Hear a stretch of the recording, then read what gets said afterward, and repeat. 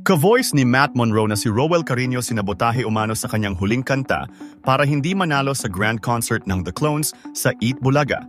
Tamang hinala nga ang mga netizens, lalo na ang mga taga-suporta ni Roel Carino na may nangyaring pananabotahe sa kanyang naging performance sa The Clones Grand Concert noong Sabado.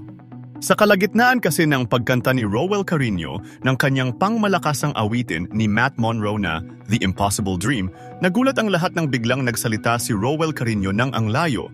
At dito daw nasira ang performance niya na sana ay maglalagay sa kanya sa tiyak na tagumpay. To ride the unrideable road, to love cure and chase from afar, layo. To try when your arms are too weary to reach the unreachable star. Sa ngayon nga ay wala pa ring sinasabi si Roel Carino kung ano ang kanyang tinutukoy nang sabihin niya ang salitang ang layo. Gayunpaman, hindi man pinalad si Roel Carino na makuha ang titulong Ultimate Grand Winner ng The Clones. Tinanghal naman siyang Dabarkad's Choice at second runner-up. Narito nga ang ilan sa mga naging opinyon ng mga sumusuporta kay Roel Carino. Sinabotahe si Roel.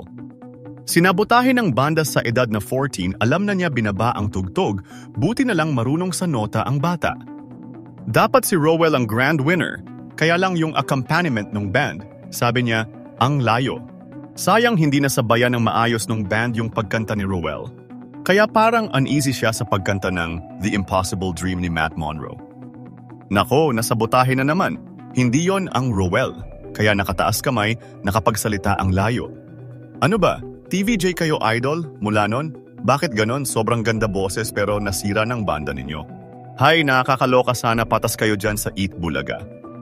Parang sinadya ng banda yan para di siya mag-grand champion.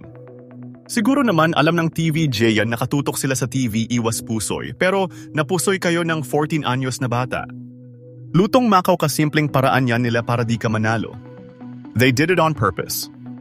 Isn't it obvious TVJ, particularly Vic Soto, isn't much appreciative of Roel Carino?